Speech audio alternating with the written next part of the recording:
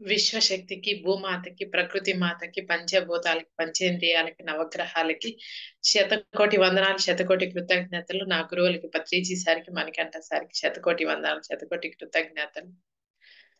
నెమ్మదిగా ధ్యాన స్థితిలో కూర్చోండి మాస్టర్స్. ప్రశాంతంగా, రిలాక్స్ గా, పీస్ఫుల్ గా ధ్యాన స్థితిలో కూర్చోండి.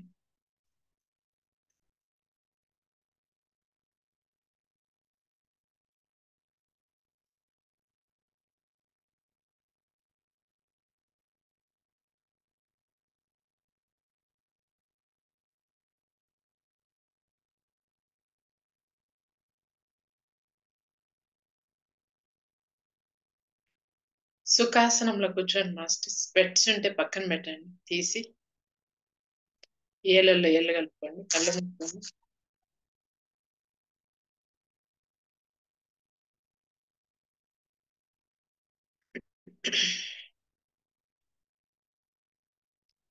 మీ లోపలికి వచ్చే శ్వాస వెలుపలికి వెళ్ళే శ్వాసని గమనించండి.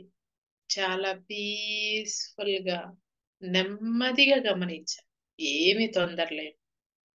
హరీబరిగా గమనించాల్సిన అవసరమే లేదు. అడుగులో అడిగేస్తే ఎంత స్మూత్ గా, ప్రశాంతంగా ఉంటుందో.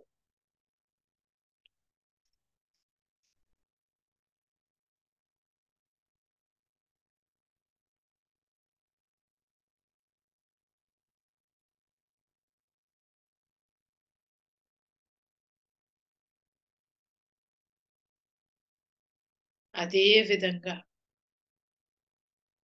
మీ శ్వాసని ఎంత స్లోగా గమనిస్తే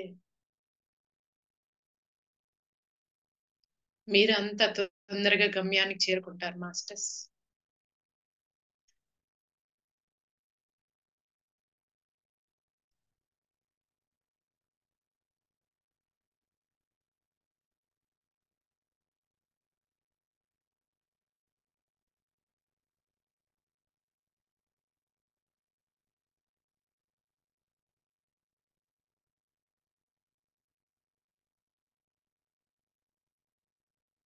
ఇంకా స్లోగా గమనించండి.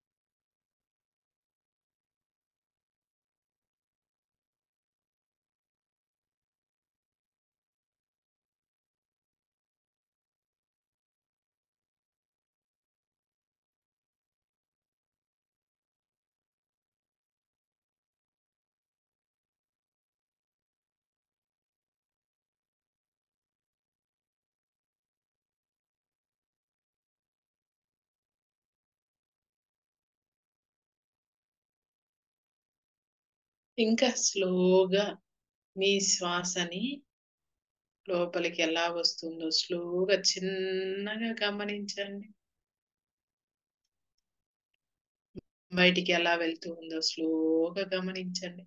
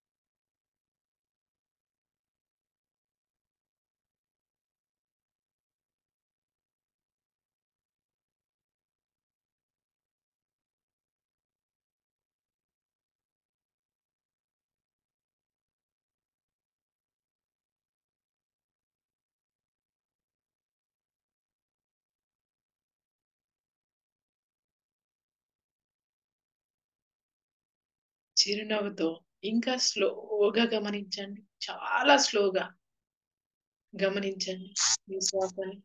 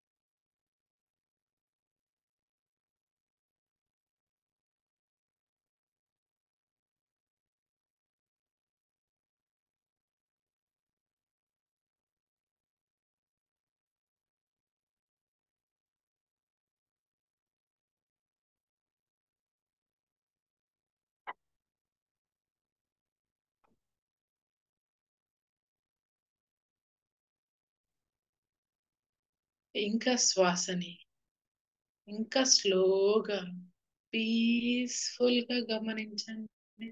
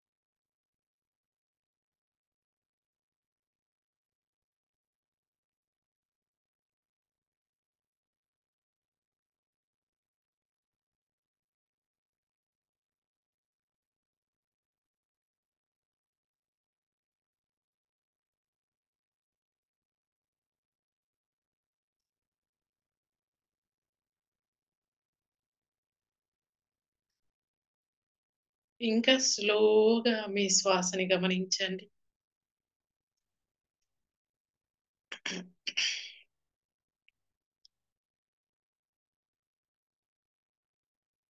మీ శరీరం ఉందా? మాయమైపోయిందా? అనేది మీకు తెలుస్తూ ఉంటుంది.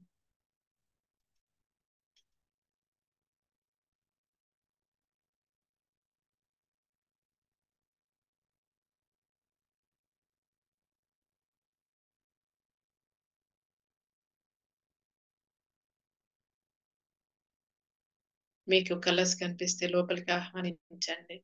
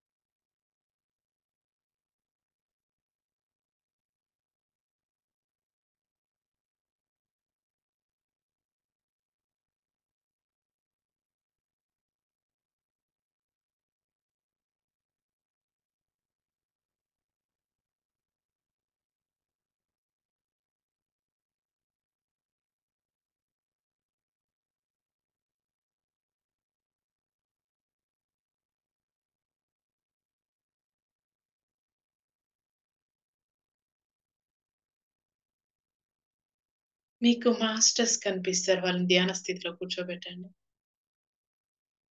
మీకేమైనా క్వెషన్ ఉంటే అడగొచ్చు.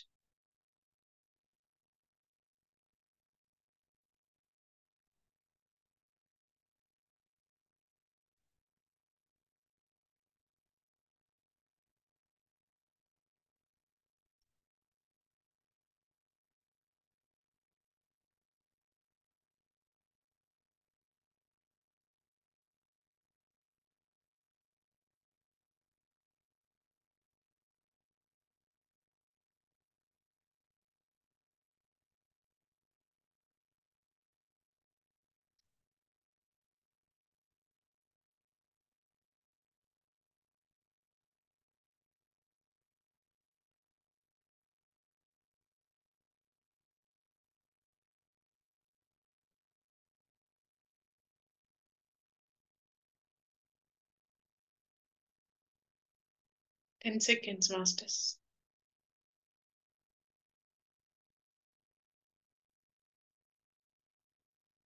మీరు ఉన్నారా? మాయమైపోయారా? మీ శరీరం ఉందా లేదా అనేది మీకే తెలుస్తుంది. అప్పుడు ఆ శ్వాస ఎంతో స్మూత్ గా, మీ శరీరం కూడా ఎంతో స్మూత్ గా ఉంటుంది. గమనించండి.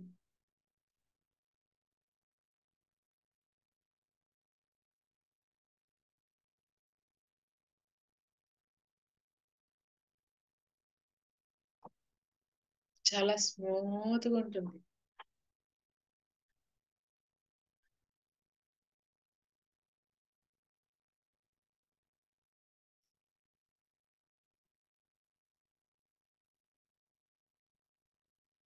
ఓపిగ్గా పీస్ఫుల్ గా గమనించండి మాస్టర్స్. ఏమీ తొందర లేదు.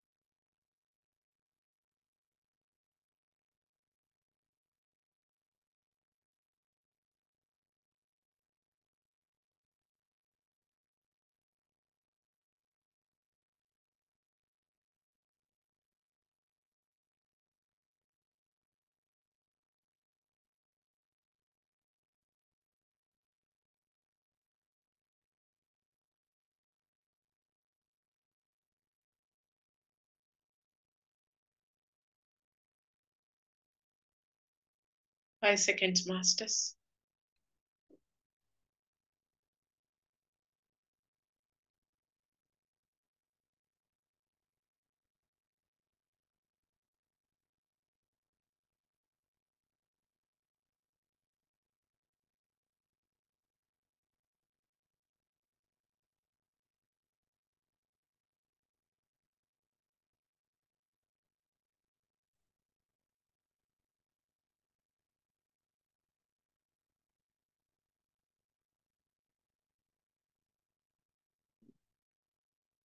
నెమ్మదిగా మీ చేతులు రెండు కళ్ళ మీద పెట్టుకుని ప్రశాంతంగా హాయిగా రిలాక్స్ గా కళ్ళు ఓపెన్ చేయండి.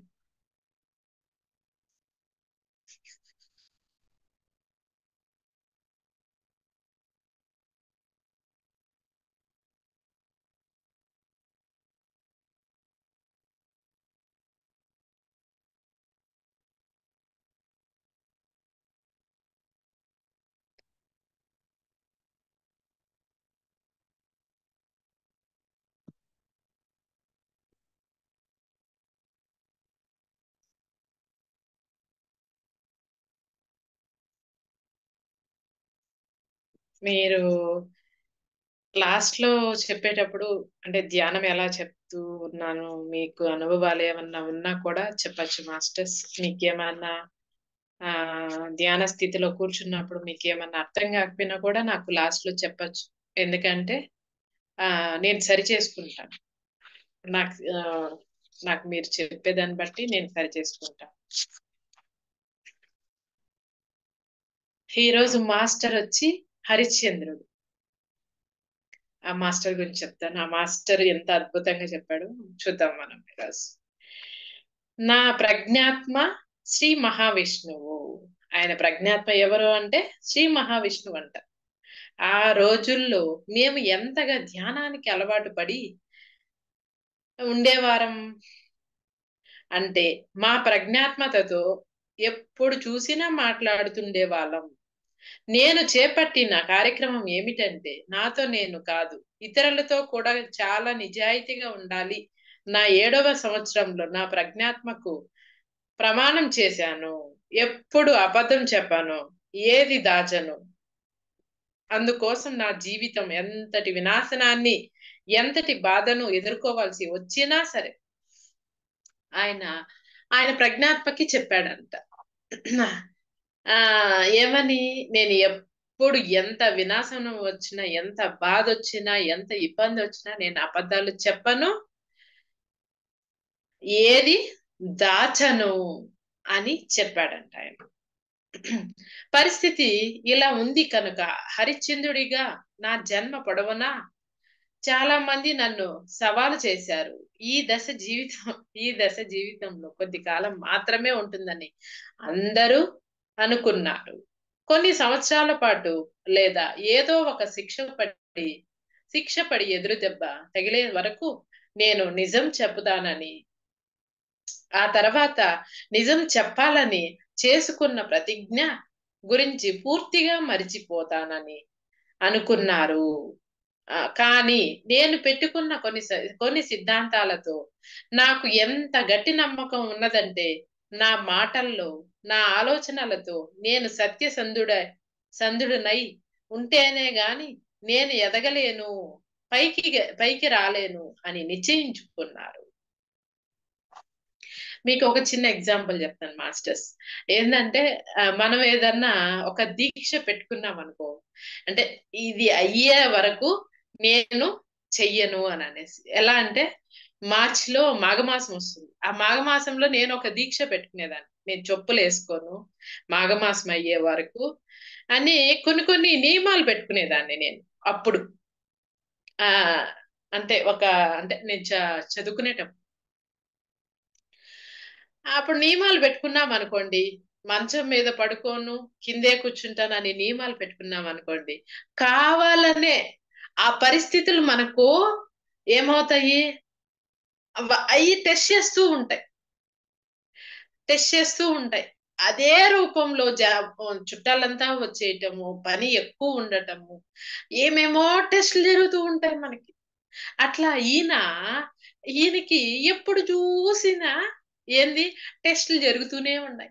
ఆయన అంటే అబద్ధాలు చెప్పకుండా నిజాయితీగా ఉన్నాడా లేదా అనే ఒక్క ఆయన మీద ఆయనకి నమ్మకం ఉందా లేదా అనేది ఆయన మీద ఆయనకి టెస్టులు జరుగుతూనే ఉన్నాయి. అలాగా ఆయన ఏమనుకున్నాడంటే, నేను ఎదగాలి అనంటే నేను సత్యమే మాట్లాడాలి. నా నా ఎదుగుదల జరగాలి అంటే నేను సత్యం మాట్లాడితేనే నేను ఎదుగుతాను.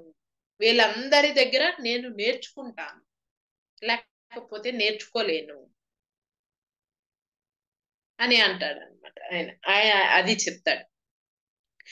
చక్కని జ్ఞానిని అయినందువల్ల, కొన్ని సిద్ధాంతాలున్న మనిషిని అయినందువల్ల జీవితంలో అన్ని మూలాల నుంచి ఎదురవుతున్న ఒత్తిడులను తట్టుకుని నిలబడగలిగాను. ధ్యాని వల్ల అంట ఆయన ఎన్ని పరిస్థితులు వచ్చినా కూడా తట్టుకుని నిలబడగలిగాడంట. నిజం చెప్పాలి అంటే జీవితం ఒకానొక దశకి వచ్చేసరికి నాకు జీవితం చాలా నిస్సారంగా అనిపించి చచ్చిపోదాం అనిపించింది. చూడండి, ఏం చెప్తున్నాడు ఆయన? నిజం చెప్పాలంటే జీవితం ఒకానొక దశకి వచ్చేసరికి నాకు జీవితం చాలా నిస్సారంగా అనిపించింది. అంటే సారం లేదు దాంట్లో. ఎందుకు మనం ఈ జీవితాన్ని జీవిస్తున్నాం అనే ఒక బాధ ఎక్కువైపోయింది ఆయనకి. చనిపోవాలనిపించింది అంట. చచ్చిపోదామనిపించింది. అది ఎప్పుడంటే నా కొడుకు చనిపోయినప్పుడు వాడి దహనానికి నేను నా భార్యను డబ్బు అడిగినప్పుడు ఆయన వాళ్ళ బిడ్డ చనిపోయినాడంట. వాళ్ళ బిడ్డ చనిపోయినప్పుడు దానానికి వాళ్ళ భార్య దగ్గర డబ్బులు అడిగాడు. అప్పుడు ఆయనకి చచ్చిపోవాలనిపించిందంట. అది ఎప్పుడు అడిగినప్పుడు అయితే ఈ ఆలోచన కేవలం క్షణికమే. వెంటనే నేను కాటికాపరిగా నా బాధ్యత మీద మనస్సు నిలిపి నా మనస్సును అదుపులోకి తెచ్చుకున్నాను. నాకు ఆ క్షణమే తెలుసు, రాజైనా పేదైనా ప్రతి ఒక్కరూ ఎలాంటి సేవ పొందాలన్నా రుసుము చెల్లించాలి. కాబట్టి నా కొడుకు కర్మకాండ చేయడానికి నా భార్యను నేను డబ్బు అడగటంలో తప్పేమీ లేదు అనే ఆయనకి అనిపించిందంట. ఎవరైనా రాజైనా ఎవరైనా కూడా రుసుము చెల్లించుకుంటా ఆ పని చేయలేడు. ఆ ఒక్క క్షణిక కాలంలో ఆయన ఏం చేశాడు? కాటి కాపరిగా ఆలోచించి ఆ ఒక్క చూడండి మాస్టర్స్, అందరూ అనుకుంటారు ఎందుకు మన జీవితం చచ్చిపోతే పోదా, ఎందుకు ఇలాంటి జీవితాన్ని మనం జీవిస్తున్నాం చి అని అనిపిస్తుంది. ఆ ఒక్క క్షణిక కాలమే అనిపిస్తుంది. ఆ క్షణిక కాలము నిన్ను గాని మార్చుకున్నావంటే ఎంత జీవితం ఉంటదంటే అసలు మాటల్లో చెప్పలేనంత జీవితం. ఆ ఒక్క క్షణిక కాలము మనిషిని ఏ రూపంలో అయినా మార్చుతుంది. నా భార్య, మా అబ్బాయి అనే పదాలను ఉపయోగిస్తూ కూడా నేను వారి పట్ల ఎలాంటి ముట్టనట్లు ఉండగలిగానా అని మీలో చాలా మందికి ఆశ్చర్యం కలగవచ్చు. చూడండి, ఒక గృహస్థుగా నేను ఆమెను నా భార్య అని, చచ్చి శవమైన ఉన్న ఆ దేహాన్ని మా అబ్బాయి అని అన్నాను. ఇది భార్య బిడ్డల నిజమైన బంధుత్వం. కానీ విధి నిర్వహణలో ఉన్న ఒక వ్యక్తిగా నా భార్య బిడ్డలు కూడా శ్మశానానికి వచ్చే ఇతరులతో సమానమే. చూడండి, ఆయన ఏం చెప్తున్నాడు? ఆయన మనసులో ఆయనకి భార్య బిడ్డలు సంబంధము, అది బంధుత్వము అని అనుకున్నాడంట. కానీ విధి నిర్వహణలో ఎవరైనా శ్మశానానికి వచ్చినప్పుడు అందరూ సమానమే అని ఆయనకి అనిపించిందంట. ఇక్కడ నేను జీవితానికి ఒకనొక అతి ముఖ్య కోణమైన మృత్యువు గురించి గట్టిగా చెప్పదలుచుకున్నాను. మృత్యువు గురించి గట్టిగా చెప్తున్నాడంట. ఏం చెప్తున్నాడో విందాం. మనందరం ఇక్కడ ఎలాగైతే ప్రవేశించామో అలాగే ఇక్కడి నుంచి మరలి బయటికి పోవలసిన సమయం కూడా ఉంటుంది. ఆ సమయంలో శరీరంలోంచి నేను పోయిందని తెలిసి ఆ శవాన్ని ఇంట్లో పెట్టుకునే బదులు ఒకానొక ప్రదేశంలో దానికి అంతిమ యాత్ర జరపాలనుకుంటారు. మీరు అయితే ఈ శవం మిగిలిన చెత్త చెదారం లాగా విసిరిపారేయదగిన చెత్త కాదు. ఈ శవాలను దహనాదులు చేయడానికి మన పూర్వీకులు ఒకానొక స్థలాన్ని ఏర్పాటు చేశారు. అదే శ్మశానం. కనుక దయచేసి ఒక విషయం గ్రహించండి, అర్థం చేసుకోండి. అన్ని భావోద్రేకాలపై పూర్తి కంట్రోల్ ఉన్న వ్యక్తిగా నేను అక్కడ నిలబడి ఉన్నాను. నేను ఏ స్థాయికి చేరుకున్నాను అంటే ఏకకాలంలో సూక్ష్మ లోకంలో నా కుమారునితో మాట్లాడుతూనే ఇక్కడ భూమి మీద అతగాడి భౌతిక దేహానికి అంత్యక్రియలు చేయగలిగారు. చూడండి, ఆయన ఏం చెప్తాడంటే ధ్యానం చేసి ధ్యానంలో ఆయన సూక్ష్మ శరీరంతో వాళ్ళ కొడుకుతో మాట్లాడుతూనే ఇక్కడ ఆయన భౌతిక శరీరాన్ని దహన క్రియల్లో చేస్తూ ఉన్నాడంట.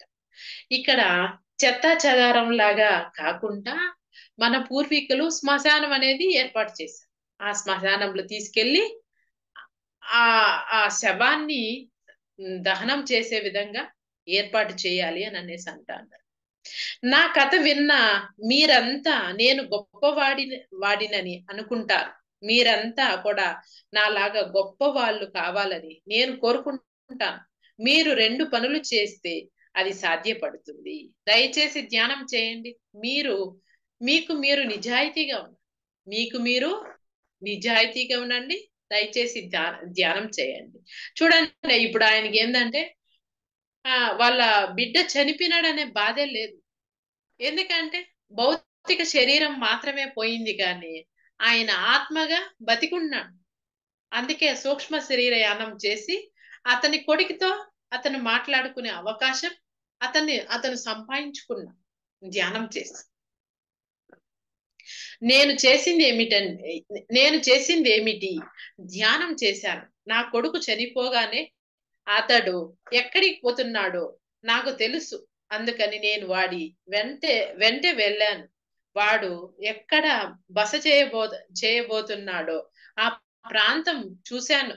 మీరు మీ పిల్లల్ని ప్రొద్దుటే బడి దగ్గర దింపుతారు చూడండి. అలా అన్నమాట. ఆయన చూడండి ఎంత ఎంత ఇదిగా చెప్పాడు. ఆయన అతను కొడుకు చనిపోయినప్పుడు అతను కొడుకు ఎక్కడికి పోతున్నాడు, ఎక్కడ బస చేస్తున్నాడు చూసేసి వచ్చాడంట. మీరు కూడా మీ కొడుకు ఏ స్కూల్లో చేర్పిస్తున్నారు తీసుకెళ్లి దింపుతారు కదా, అలాగా నా కొడుకు ఎక్కడున్నాడో అది నేను చూసుకొని వచ్చాను అని ఆయన చెప్తూ ఉన్నాడు. ఆ ప్రాంతం చూశాను. మీరు మీ పిల్లల్ని ప్రొద్దుడే బడి దగ్గర దింపుతారు చూడండి అలా అన్నమాట. నా బాధ్యత పట్ల నా నిజాయితీని చూసి మా మాస్టర్స్ చాలా సంతోషించి సాయంకాలం పిల్లవాడి చదువైపోయాక మీరు ఎలాగైతే వాడిని బడి నుంచి తిరిగి తీసుకొస్తారో అలా నా బిడ్డను నాకు తిరిగి ఇచ్చేశారు. అతని బిడ్డను కూడా అతనికి తిరిగి ఇచ్చేశారు.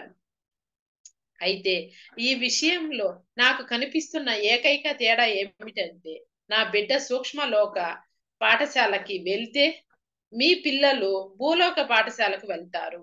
ఈ 2 వ్యవహారాలలో ఇద్దరు నేర్చుకునే వాటిలో చాలా కొద్దిపాటి తేడా మాత్రమే ఉంది. జీవితంలో ప్రతి కోణం నుంచి నేను చూపించిన శ్రద్ధకి మీరు నేను కోరుకుని ఉన్నతిని ఇప్పుడే ఇంత క్రితమే ఇచ్చారు.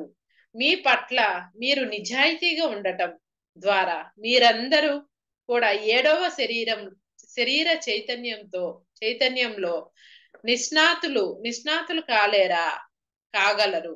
ధ్యానం ద్వారా నిరంతర సత్య పరిపాలన ద్వారా ఎలాంటి సమస్య అయినా ఎదుర్కొనే ఆత్మస్థైర్యం మీలో ఏర్పడుతుంది. హరిశ్చంద్రుడిగా నా జన్మ చివరికి సుఖాంతం కాలేదా? హరిశ్చంద్రుడిగా అతని జన్మ సుఖాంతం కాలేదా అని అనేసి ఆయన చెప్తూ ఉన్నాడు. చూడండి, ఆయన నిజాయితీ వల్లే ఆయన 7వ శరీరంలోకి నిష్ణాతులుగా అయినారంట ఆయన. అలాగా అతని జన్మ కూడా అద్భుతంగా ఏమైంది, సుఖాంతమైంది. చివరికి ఎన్ని సమస్యలు ఎన్ని ప్రాబ్లమ్స్ వచ్చినా కూడా ఆయన అనుకున్నది ఏంది, నేను నిజాయితీగానే ఉంటాను, నేను నిజమే చెప్తాను, నా పట్ల నేను నిజాయితీగా ఉంటాను, ఒకరి పట్ల నేను నిజాయితీగా ఉంటాను అని అనేసి ప్రతిరోజు ఎదురయ్యే చిన్న చిన్న సమస్యల గురించి మీరంతా ఎందుకు దిగులు పడిపోతున్నారు? మీకు ఆ సమస్యలు వచ్చింది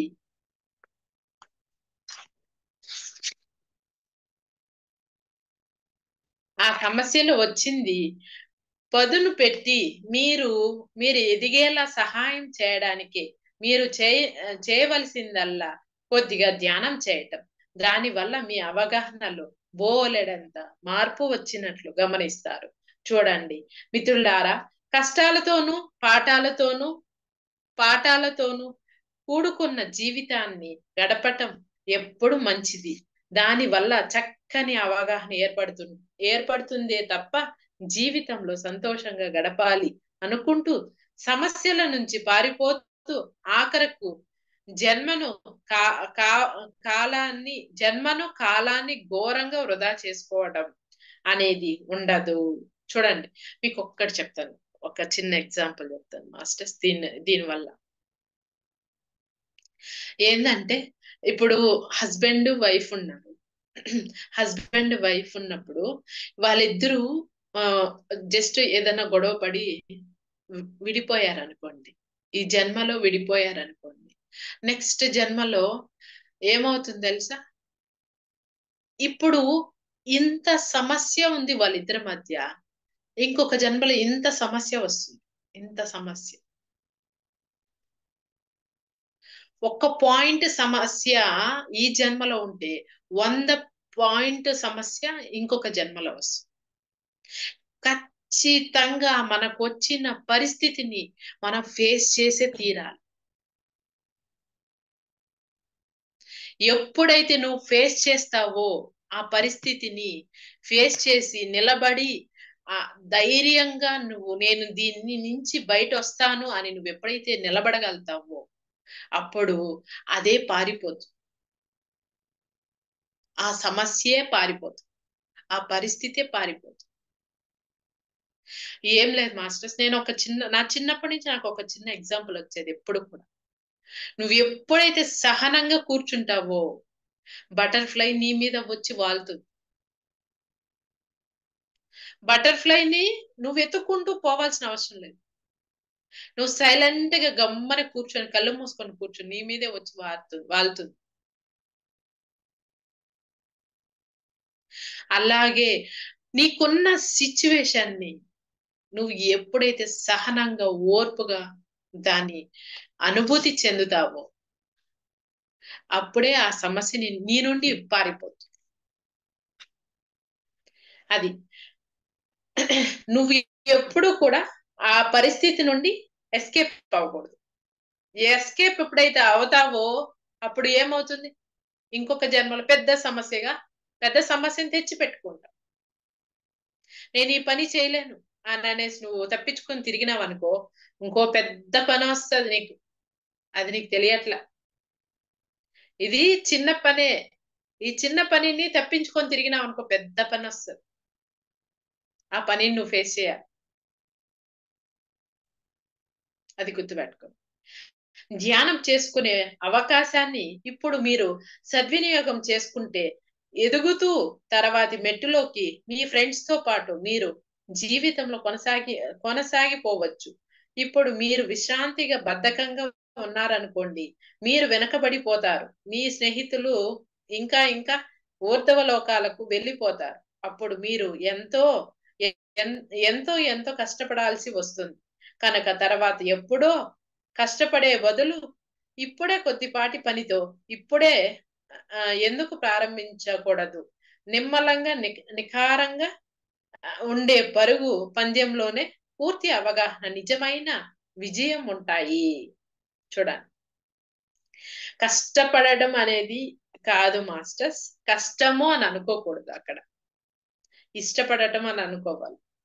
ఇష్టపడి నువ్వు ఓపిగ్గా కొద్దిగా కూర్చొని ఆ సహనంతో ఓర్పుతో ధ్యానం చేసావంటే, ఆ శ్వాసను గమనిస్తూ ఉన్నావంటే నీకు ఆ మార్గాలన్నిటినీ నీ ముందర తెచ్చిపెట్టు. నీకేమైతే కావాలో ఆ మార్గాలన్నిటినీ నీ ముందరకు తెచ్చిపెట్టు.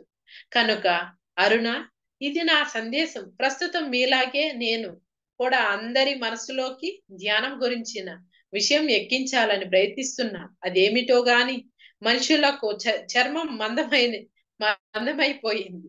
అదేమిటో గాని మనుషులకు చర్మం మందమైపోయిందంట. వాళ్ళకి విషయాలు అర్థం కావటం కూడా చాలా నెమ్మదిగా సాగుతుంది. మనుషులు ధ్యానం చేసేలా చెయ్యటం అనేది చాలా కష్టతరమైన పనిగా నాకు అనేక మంది మాస్టర్స్ కి అనుభవం అవుతుంది. అయితే మీకు తెలుసు, ఇలాంటి సాధ్యాలైన బాధ్యతలు నిర్వర్తించడానికి మేము ఇప్పుడు ఇష్టపడుతున్నాము. అది చూడండి, ఆయన ఎంత కష్టమైన పనులైనా కూడా అతను ఇష్టపడుతున్నాడు. వాటికి కట్టుబడి మేము ఉంటాము. ఎందుకంటే ఇలాంటి బాధ్యతలే ఆత్మకు పరిపూర్ణత్వాన్ని ఇస్తాయి. ఆత్మకు పరిపూర్ణత్వాన్ని ఇస్తాయని అలాంటి బాధ్యతలు. భూ అక్షం మార్పు సమయంలో జరగబోయే వినాశనాన్ని తగ్గించే ఉపాయంగా ఈ బాధ్యతను మేము నిర్వర్తిస్తున్నాము. సదా మేలే జరుగుతుందన్న ఆశతో వీలైనంత ఎక్కువ మందిలో మార్పు తేవాలని అనుకుంటున్నాము. కొందరు మాస్టర్స్ కలిసి ఒక గుంపుగా ఈ అదనపు కార్యక్రమం కోసం పనిచేస్తున్నాం. అయితే మా అసలు పనంతా వేరే ఊర్ధ్వలోకంలో ఉంది. మీకు ఇతరులకు శుభాకాంక్షలు. చాలా థ్యాంక్ యూ. అది ఆయన చెప్పింది. Thank you masters. Thank you so much. హరిశ్చంద్రులు ఎంత గొప్పగా వివరించారంటే అంత గొప్పగా వివరించారు. మీకు ఏమైనా క్వశ్చన్స్ ఉంటే అడగచ్చు హరిశ్చంద్రుడి గురించి. వాళ్ళ కొడుకు చనిపోయినా కూడా అతను ఏం చేశాడు, ఫీల్ అవ్వలేదు. ఎందుకంటే ధ్యానం చేసి ఆయన అంతర్యానం చేసి కొడుకుతో మాట్లాడినాడు. కొడుకుతో సంతృప్తిగా ఉన్నాడు కాబట్టి ఇక్కడ బాధ తెలియలే ఆయనకు. అది బాధ అనేది తెలియలే. ఆ సూక్ష్మ శరీరయానం ఎలా చేశాడు? ధ్యానం చేసిన వల్లే సూక్ష్మ శరీరయానం చేశాడు. నాకు కూడా మా అమ్మ మా నాన్న చనిపోయినప్పుడు, అంటే చనిపోక ముందు బాధ ఉండేది, కానీ చనిపోయిన తర్వాత నాకు బాధ లేదు. కొన్ని రోజుల తర్వాత బాధ అనిపించింది. ఎందుకంటే నేను కూడా సూక్ష్మ శరీరయానం చేసేదాన్ని, మా అమ్మతో కలిసేదాన్ని. అంటే నా మాట మాత్రం వినిపించేది కాదు, కానీ మా అమ్మతో కలిసేదాన్ని నేను కూడా. ధ్యానం చేయటం వల్ల మా అమ్మతో కలిసేదాన్ని నేను. ఆ సూక్ష్మ శరీరయానం నేను కూడా చేసేదాన్ని అప్పుడప్పుడు. అందువల్ల నాకు కూడా అసలు బాధ అనేది ఎప్పుడూ అనిపించింది. గత జన్మ సంస్కారం ఉందేమో నీకు కదమ్మా. గత జన్మ సంస్కారం ఎక్కువ ఉంది. తెలియదు మేడం, అదైతే తెలియదు, కానీ చేసేదాన్ని నేను. నాకు మళ్ళా బాధ అనిపించలేదు. అలా మీరు కూడా ధ్యానం చేయటం వల్ల అదే ఎవరైనా ఏది కూడా మనకి కష్టము అని అనిపించదు. ఎందుకంటే మన చుట్టూ చాలా ఈజీ అయిపోతుంది, అన్ని పరిస్థితులు ఈజీ అయిపోతాయి. మనం ఇష్టపడాలి, ఇష్టపడి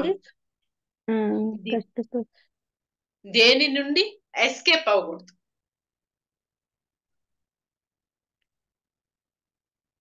ఈ పని నేను చేయలేను అనే ఎస్కేప్ అవ్వకూడదు.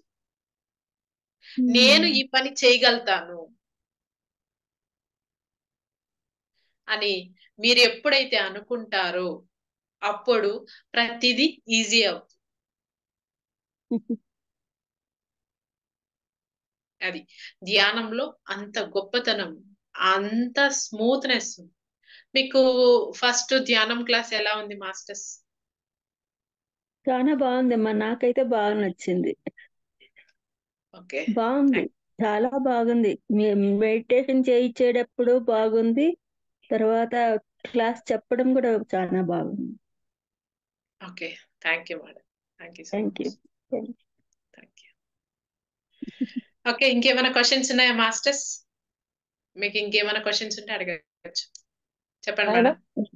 ధ్యానం చేస్తూ ఉంటాను, ఆలోచనలు అంతగా రావు, ఒకటో రెండో వస్తాయిలేండి. కానీ నాకు ఏది కనిపించడం అన్నది ఎప్పుడు ఒక్కటో రెండు సార్లు అయి ఉంటదేమో, కనిపించదు, నాకేం కనిపించదు, ఒక ఫీలింగ్ వస్తుంది అంతే.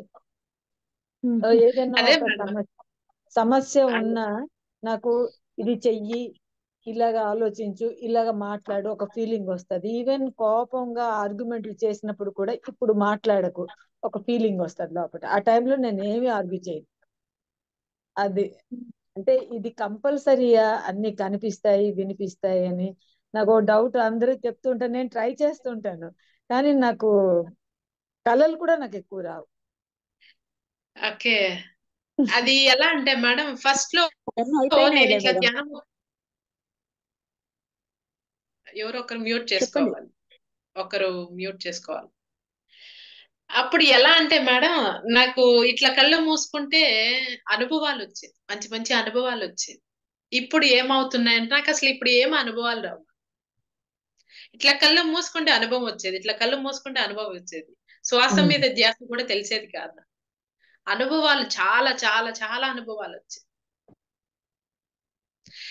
ఇప్పుడు అది అంతా అయిపోయింది మేడం, అనుభవాల స్థితి అయిపోయింది. ఇప్పుడు ఏంటంటే మనకి మార్గాన్ని చూపిస్తుంది, నువ్వు వెళ్ళే మార్గాన్ని చూపిస్తుంది. నువ్వు ఇలా వెళ్ళు, ఇలా వెళ్ళినావంటే ఈ వే దగ్గరగా వెళ్తావు. ఒక్కొక్క స్టెప్ బై స్టెప్ మనము ఎదిగే కొద్దీ మనకి ఏమవుతుందంటే మార్గాన్ని నిర్దేశిస్తూ ఉంటుంది. ఫస్ట్ లో కలర్స్ కనిపిస్తాయి, ఫస్ట్ లో మాస్టర్స్ కనిపిస్తారు, ఫస్ట్ లో రకరకాల సముద్రాలు కనిపిస్తూ ఉంటాయి. ఇట్లా రకరకాలుగా జరుగుతూ ఉంటాయి. అవి దాటే కొద్దీ తర్వాత ఏమవుతుంది, మనకి ఏ దారిలో పోతే ఈజీగా దారి దొరుకుతుందో ఆ దారిని చూపిస్తుంది, ఓకే, ఆ మార్గాల్ని చూపిస్తుంది.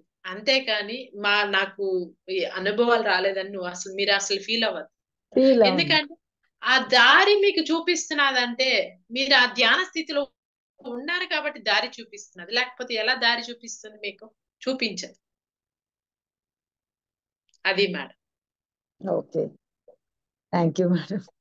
అంటే థ్యాంక్ యూ. ఏ సిచ్యువేషన్ అయినా ఏడవడం, దానికోసం ఆలోచించడం, అవి నేనేంటి చేయగలను ఈ సిచ్యువేషన్ లో అది ఆలోచిస్తాను. అది అయితే చేస్తాను, లేకపోతే సరెండర్, యూనివర్స్ చూసుకో, అంతే. వదిలేస్తాను ఎలాంటి సిచ్యువేషన్ అయినా. మరి దానికోసం పదే పదే ఆలోచిస్తూ వరి అయిపోయి అలాగ చేయను. అది ఆ ప్యాటర్నే లేదు ఇప్పుడు అసలు. ఎంత అంటే వెనక్కి తిరిగి చూసుకోండి మేడం, మీ లైఫ్ ని వెనక్కి తిరిగి చూసుకోండి. అప్పుడు ఎలా ఉండింది, ఇప్పుడు ఎలా ఉంది చూసుకోండి ఒకసారి, మీకే తెలుస్తుంది. మెంటలీ స్ట్రాంగ్ అయిపోయాను. ఇవన్నీ కర్మ డ్యూటీ బౌండ్ చేసుకొని వెళ్ళిపో, ఎక్కువ దేనికి అటాచ్ అవ్వకు. అంటే అటాచ్మెంట్ విత్ డిటాచ్మెంట్ అంటారు కదా, ఆ మోడ్ లోకి వచ్చేసాను అనమాట. అది మేడం, మన లైఫ్ అప్పుడు ఎలా ఉంది, ఇప్పుడు ప్రజెంట్ ఎలా ఉంది అనేది చూసుకున్నామంటే ఎన్నో దాటేసి ఉంటాం మనకు తెలియకనే. అవును, అది నా నా లైఫ్ మారిందా అని నువ్వు పక్కన వాళ్ళకి చెప్పేది కదా, ఇట్లా వెనక్కి తిరిగి చూసుకోవాలి, ఎంత మారింది అనేది నీకే తెలుస్తుంది. మన చేతలు మనవి, ఆలోచనలు మనవి, ఎక్స్పీరియన్స్లు మనవి, అనుభవాలు మనవి. సో మనం వెనక్కి వెళ్తేనే అవి కనిపిస్తాయి. అది ఓకే, థ్యాంక్ యూ. ఇంకేమన్నా క్వశ్చన్స్ ఉన్నాయి మీకు? Thank you madam. Thank you. ఇంకేమైనా క్వశ్చన్స్ ఉంటే అడగచ్చు. అశోకుని కొడుకు పేరు లోకుడా ఏం పేరు ఆయన పేరు? అశోకుడి ఇక్కడ కొడుకు అశోకుడు కాదమ్మా, హరిశ్చంద్రుని కొడుకు పేరు లోహితాసుడు. లోహితాసుడు. ఏమా మళ్ళా చెప్పండి లక్ష్మి మేడం. లోహితాసుడు.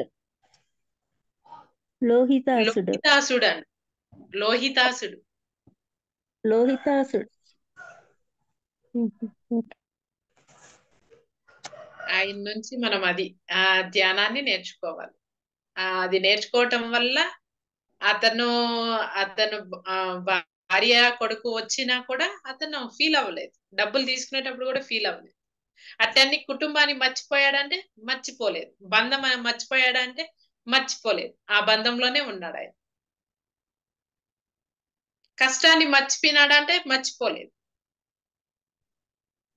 కష్టం నుంచి పారిపోయాడా అంటే పారిపోలేదు. అన్నిటినీ ఆయన ఓపికగానే అది చేసుకొని వచ్చాడు. అది masters. Thank you so much masters. Thank you అండి. Thank you. Thank you. విశ్వశక్తికి, భూమాతకి, ప్రకృతి మాతకి, పంచభూతాలకి, పంచేంద్రియాలకి, నవగ్రహాలకి శతకోటి వందనాలు, శతకోటి కృతజ్ఞతలు. నా గురువులకి పత్రిజీ సార్కి, మణికంఠ సార్కి శతకోటి వందనాలు, శతకోటి కృతజ్ఞతలు. నాకు ఇంత గొప్ప అవకాశం ఇచ్చిన మీకు అందరికి శతకోటి వందనాలు, శతకోటి కృతజ్ఞతలు. Thank you masters. Thank you so much masters. Thank you.